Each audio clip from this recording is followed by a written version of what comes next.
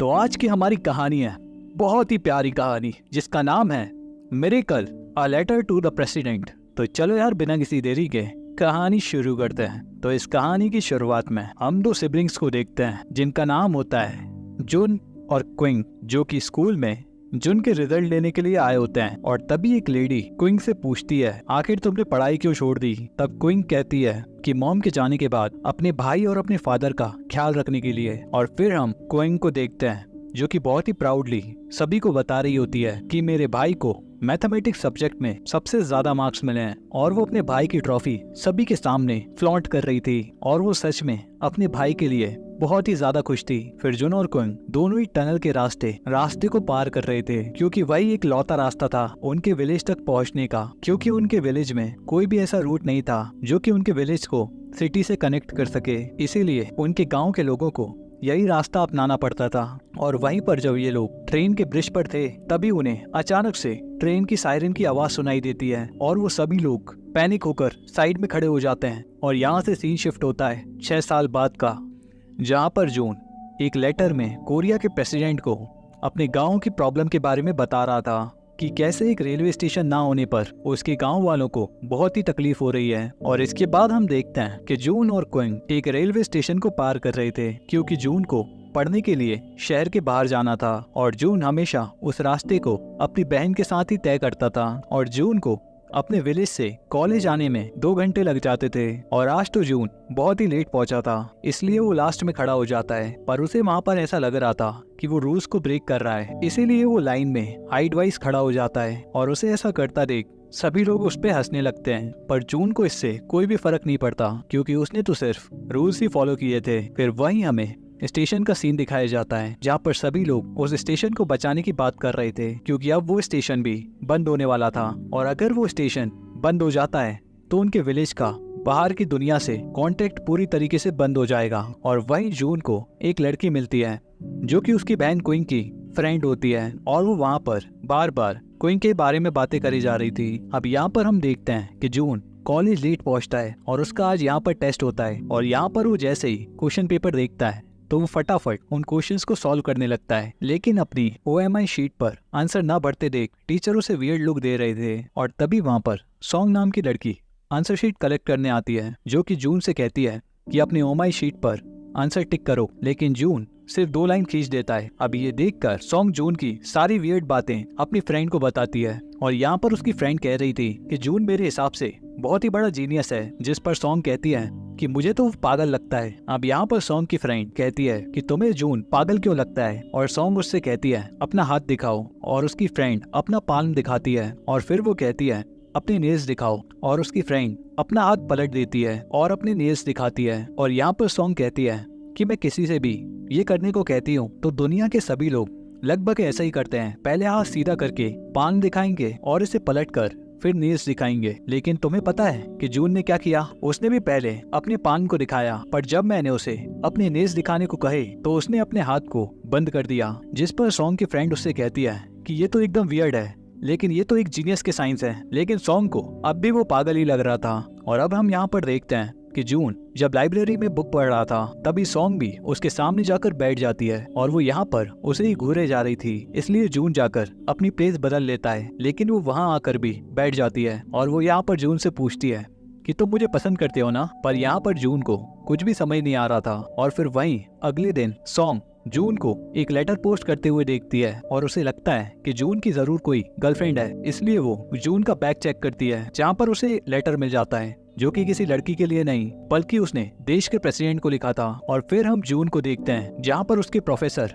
उसे डॉक्टोरियल थीसिस देख के कहते हैं तुमने तो वैसे भी लाइब्रेरी के ज्यादातर बुक्स पढ़ लिए हैं तो फिर इन्हें क्यों छोड़ा है। अब डॉक्टोरियल थीसिस उन डॉक्यूमेंट्स को कहते हैं जो कि PhD स्कॉलर अपनी PhD के लिए पढ़ते हैं। अब वहीं जून जब अपने कॉलेज जा रहा था तभी रास्ते में सॉन्ग उससे कहती है कि मैं तुम्हारी मदद कर सकती हूँ प्रेसिडेंट को लेटर लिखने में क्योंकि मेरे फादर पॉलिटिक्स में है। अब इस बात को सुन जून सॉन्ग की बात मान जाता है और सॉन्ग इस सब के बाद जून की हेल्प करने लगी थी, लेकिन असल में तो वो जून के साथ टाइम स्पेंड करना चाहती थी ताकि वो उसे जान सके। लेकिन यहाँ पर जून हमेशा इसी इंतजार में रहता था कि आज सॉन्ग उसे कुछ नया सिखाएगी। और लेटर ऑन सॉन्ग जून की सभी मिस्टेक्स को बताती है जो कि वो लेटर लिखने में करता था। और फिर सॉन्ग की एडवाइस लेकर जून ने वो लेटर पोस्ट कर दिया था ताकि किसी का तो लेटर एक्सेप्ट हो जाए। और जून अपने विलेज के प्रॉब्लम के बारे में सॉन्ग को बताता है, जिस पर वो उसे एक आइडिया देती है कि वो एक ऐसी मशीन बना सकता है जिससे लोगों को पता चल जाए कि ट्रेन आने वाली है या नहीं। और जून को सॉन्ग का आइडिया बहुत पसंद आता है और वो उस आइडिया पे काम करना शुरू कर देता है। और जब क्विंग उसे देखती है कि उसका भाई किसी मशीन को बनाने की कोशिश कर रहा है, तब वो उससे बार बार पूछ रही थी कि ये मशीन आखिर है क्या। लेकिन जून इस बात को क्विंग को बता ही नहीं रहा था, इसलिए वो दुखी होकर साइड में बैठ जाती है। लेकिन तभी जून को क्विंग पे तरस आता है और वो उसे बता देता है कि वो आखिर बना क्या रहा था। और अब नेक्स्ट डे जून अपनी मशीन को सभी गांव वालों को दिखाता है और उन्हें समझाता है कि मशीन काम कैसे करेगी। और यहाँ पर सभी गांव वाले जून की स्मार्टनेस देखकर उसकी तारीफ कर रहे थे। और फिर हम जून को देखते हैं जो कि अपना कमरा साफ कर रहा था और तभी उसे वही बुक मिलती है जो कि उसके प्रोफेसर ने उसे दी थी। और इसके बाद हम देखते हैं जून को जो कि वही डॉक्यूमेंट्स पढ़ रहा होता है जो कि उसके प्रोफेसर ने उसे दिए थे। और उसे इन डॉक्यूमेंट्स को पढ़ने का बहुत ज्यादा मन था और अब जाके वो उन डॉक्यूमेंट्स को पढ़ लेता है। और जब उन डॉक्यूमेंट्स को कंप्लीट करने के बाद जब वो अपने प्रोफेसर को वो लौटाने जाता है, तब प्रोफेसर उसे दूसरी बुक्स देते हुए कहते हैं इन्हें भी पढ़ लेना और कल वापस ले आना। तब जून अपने आप से कहता है कि ये मेरी हेल्प कर रहे हैं या मेरे से काम निकलवा रहे हैं। और वहीं पर हम जून और सॉन्ग को देखते हैं जो कि लाइब्रेरी में बैठकर अपने सपनों के बारे में बात कर रहे होते हैं। लेकिन यहाँ पर जून का कोई भी सपना नहीं होता, जिस पर सॉन्ग कहती है कि तुम तो इतने ज्यादा इंटेलिजेंट हो, तुम्हें तो सियोल चले जाना चाहिए और वहाँ पर तुम्हें अपने करियर को फ्लरिश करने का मौका भी मिलेगा। पर जून इस बात का आंसर नहीं देता। और तभी हम उसे वापस से घर पे देखते हैं जो कि अपने घर में कुछ पढ़ रहा था। तभी क्विंग वहाँ पर आती है और उस बुक को देखती है जो कि वो पढ़ रहा था। और यहाँ पर क्विंग काफी खुश थी कि जून की लाइफ में कोई तो लड़की है जिससे जून बात करता है। और क्विंग जून को टीज करने लगती है सॉन्ग के नाम पर, जिस पर जून कहता है कि हम तो बस अच्छे दोस्त हैं और कुछ भी नहीं। फिर अगले सीन में हम जून और सॉन्ग को देखते हैं जो कि बहुत ही ज्यादा घुल मिल गए थे और सॉन्ग के साथ टाइम स्पेंड करना जून को काफी पसंद भी आने लगा था। और एक दिन जब जून लाइब्रेरी में पढ़ाई कर रहा था, तभी सॉन्ग कहती है कि अपने इंटेलिजेंस का यूज करो और स्कॉलरशिप में पार्टिसिपेट करो। और फिर हम देखते हैं कि सॉन्ग जून से कुछ जीके के क्वेश्चंस पूछती है, लेकिन यहाँ पर बेचारा जून किसी का भी आंसर ठीक से नहीं दे पाता। लेकिन जब वो जैसे ही मैथ्स का सवाल पूछती है, उसका आंसर जून फटाफट बोल देता है, जिस वजह से सॉन्ग उससे मैथ्स क्विज में पार्टिसिपेट करने को कहती है। और यहाँ पर जून उस टेस्ट में पार्टिसिपेट करके जीत जाता है और वो यहाँ पर प्रेसिडेंशियल अवार्ड के लिए भी सेलेक्ट हो गया था। और इस वजह से उसे अवार्ड सेरेमनी के लिए डेको भेजा जा रहा था। पर जून को तो प्रेसिडेंट से मिलना था और वो तो सियोल में रहते हैं, इसलिए वो बहुत ही ज्यादा अपसेट था। जिस पर सॉन्ग उससे कहती है क्यों ना हम ही प्रेसिडेंट के पास चले जाएं।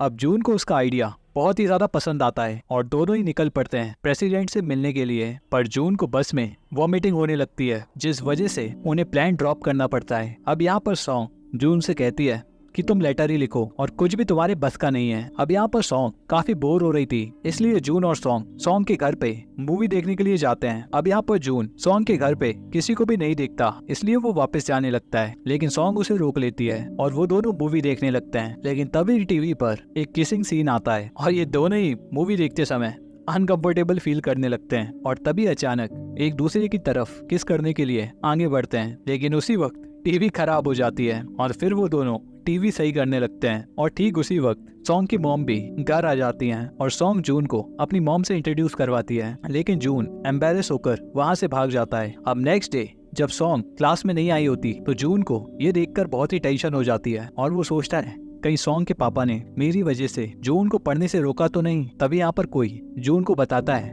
कि सॉन्ग अपने फादर के साथ नीचे ऑफिस में बैठी है। अब जून सॉन्ग को अपने फादर के साथ बैठा हुआ देखकर कहता है कि अंकल, सॉन्ग की इसमें कोई भी गलती नहीं है, हम बस टाइम पास कर रहे थे, प्लीज उसे कुछ मत कहना। लेकिन यहाँ पर सॉन्ग उसे इशारे में बताती है कि जो वो समझ रहा है वैसा कुछ भी नहीं है और तभी जाकर जून चुप हो जाता है। अब सॉन्ग के फादर जून का इतना प्यारा नेचर देख के उसके सामने उसकी पढ़ाई स्पॉन्सर करने का प्रपोजल रखते हैं। और फिर हमें जून को दोबारा दिखाया जाता है जो कि अपने घर आ रहा था, लेकिन तभी उसे अपनी मशीन दिखती है जो कि खराब हो चुकी थी। और जब वो थोड़ा आगे बढ़ता है तो वो नोटिस करता है कि एक लेडी का एक्सीडेंट हुआ है और एक्सीडेंट देखकर वो पैनिक हो जाता है। और तभी हमें एक फ्लैशबैक दिखाया जाता है जहाँ पर हम देखते हैं कि जब क्विंग और जून ब्रिज क्रॉस कर रहे थे, तभी वहाँ पर ट्रेन आ जाती है जिसमें जून और क्विंग दोनों साइड हो जाते हैं। लेकिन तभी वहाँ पर अचानक से जून की ट्रॉफी नीचे गिर जाती है और अपने भाई की ट्रॉफी को पकड़ने के चक्कर में क्विंग भी वहाँ पर गिर गई थी। मतलब क्विंग पहले ही वहाँ पर मर चुकी थी और जो शख्स जून के साथ रह रही है वो क्विंग की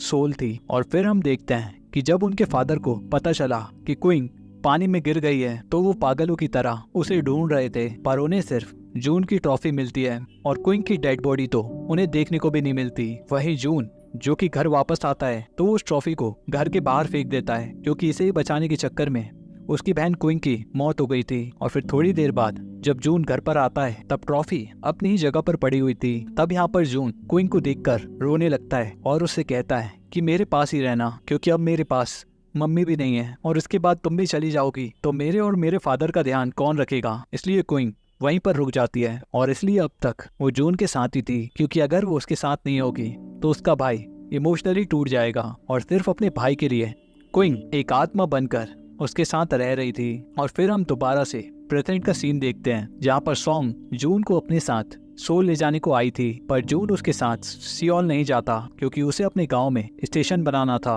और जून यहाँ पर इस बात पर बहुत ही अपसेट था कि उसने सॉन्ग का दिल तोड़ा और उसके साथ सियोल नहीं गया। और फिर हम उसे दोबारा देखते हैं कि उसके पास प्रेसिडेंट के ऑफिस से कॉल आया था और यहाँ पर जून सभी को बताता है कि उसे प्रेसिडेंट के ऑफिस से कॉल आया था और उन्होंने कहा है कि वो स्टेशन बनवा देंगे। लेकिन ओलंपिक्स खत्म होने के बाद जिस पर जून कहता है कि हमें परमिशन तो मिली है ना, तो हम खुद ही स्टेशन क्यों नहीं बना लेते, लेकिन कोई भी स्टेशन बनाने के लिए राजी नहीं होता। फिर अगले दिन जून स्टेशन बनाने का काम अकेले ही स्टार्ट करता है, जिसमें उसकी हेल्प एक छोटी सी लड़की भी कर रही थी। और यहाँ पर जून बहुत ही डिटर्मिनेशन से अपना काम कर रहा था, जिसे देखकर एक और लड़का उनके साथ जुड़ जाता है। और जब गांव के लोगों को इस बात का पता चलता है कि स्टेशन का काम शुरू भी हो गया है, तब ज्यादा से ज्यादा लोग उसका इस काम में मदद करने के लिए सामने आते हैं। और अब स्टेशन का काम जोरों शोरों से स्टार्ट हो गया था और कुछ ही दिनों में स्टेशन रेडी भी हो जाता है। और जब जून घर पे वापस आता है तो वो सॉन्ग को देखता है, जो कि अभी भी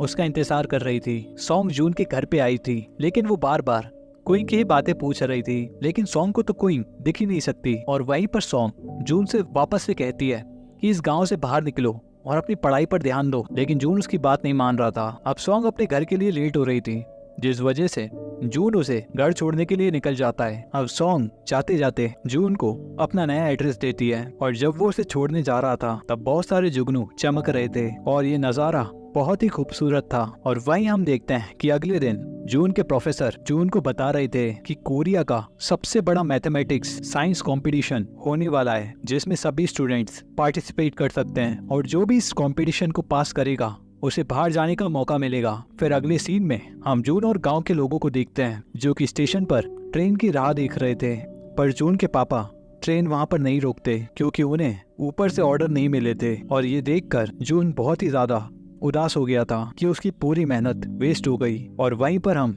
जून के फादर को देखते हैं जो कि एक मैगजीन में जून का इंटरव्यू देखते हैं, लेकिन जैसे ही वो आर्टिकल पढ़ते हैं तो उन्हें बहुत ही ज्यादा गुस्सा आता है। इसीलिए वो एडिटर को तुरंत ही फोन करते हैं और उससे कहते हैं कि तुमने मेरे बेटे के बारे में झूठ क्यों लिखा है। दरअसल उस आर्टिकल में लिखा था कि जून नाम के लड़के ने वो स्टेशन बनाया है और जून ने वो स्टेशन अपनी मम्मी और अपनी बहन के लिए बनवाया है, जो कि जून की वजह से मारे गए थे। और यहाँ पर जून के फादर उस एडिटर को बहुत कुछ सुनाते हैं, लेकिन वहाँ पर वो एडिटर कहता है कि ये सब आपके ही बेटे ने हमें बताया है। और वहीं दूसरी तरफ हम जून को देखते हैं जो कि बहुत ही उदास था और यहाँ पर जून की बहन उसे रोने से रोक रही थी। पर यहाँ पर जून कहता है कि तुम्हें पता है कि मैंने स्टेशन क्यों बनवाया? इसलिए क्योंकि मेरी वजह से मेरी मम्मी की मौत हुई, मुझे पैदा करते ही वो मारी गई। और दूसरी थी तुम, जो कि मेरी जीती हुई ट्रॉफी को बचाने के लिए तुम पानी में कूद गई और फिर कभी भी वापस नहीं आई। और मैं तो बस यही चाहता था कि मेरे फादर मुझे माफ कर दें, क्योंकि कहीं ना कहीं मैं इन सब का जिम्मेदार था, तुम्हारी मौत का,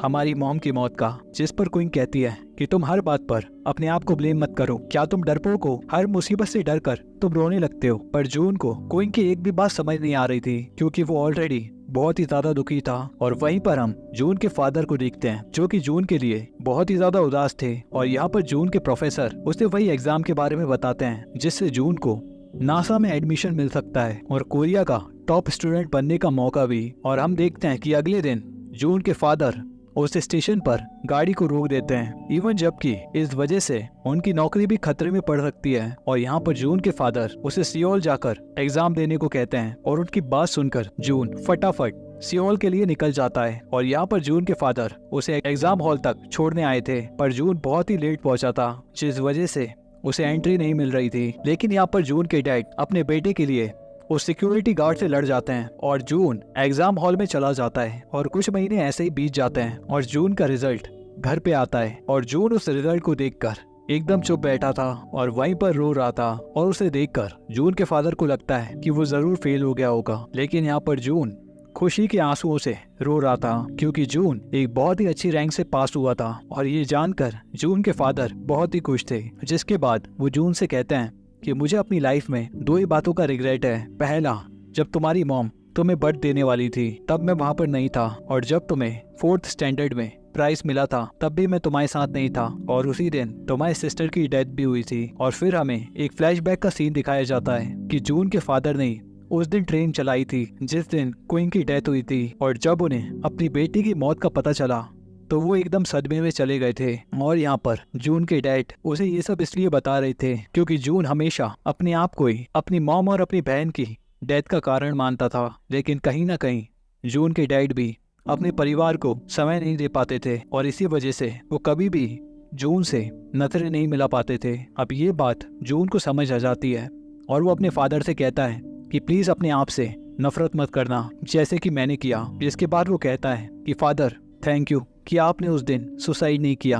दरअसल जून के फादर ने ये सब देखने के बाद उस दिन सुसाइड करने की भी कोशिश की थी, लेकिन क्वीन की सोल ने उनकी जान बचा ली थी। और फिर हमें कुछ सालों बाद का सीन दिखाया जाता है जहाँ पर जून का बनाया हुआ स्टेशन अब सक्सेसफुली काम कर रहा था और बहुत सारे लोगों की जान उस स्टेशन के बनने से बच भी रही थी। और फिर हम क्वीन को देखते हैं जो कि जून से कहती है कि अब मुझे शायद यहाँ से चला जाना चाहिए, मेरे जाने का समय आ गया क्योंकि शायद अब मेरा भाई मेंटली स्टेबल हो गया है। और इतना कहकर क्वीन वहाँ से गायब हो जाती है। अब यहाँ पर जून क्वीन को जाता देख बहुत ही दुखी था, लेकिन वो उसे रोक भी नहीं सकता था।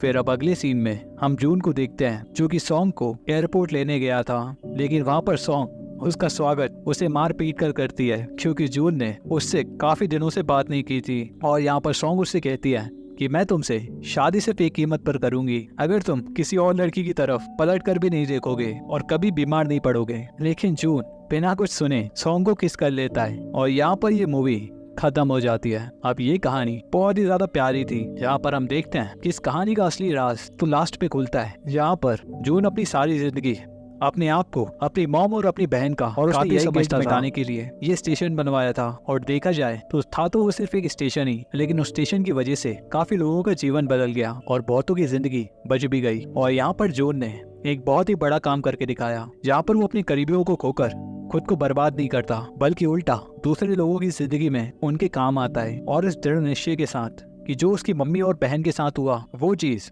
दूसरे किसी शख्स के साथ ना हो। और यही बात इस मूवी को बहुत ही ज्यादा खास बनाती है। तो इसी के साथ होता है कहानी का दी एंड और मैं मिलता हूँ आपसे एक और नई कहानी के साथ। तब तक के लिए गुड बाय, शब्बा खैर, सायोनारा।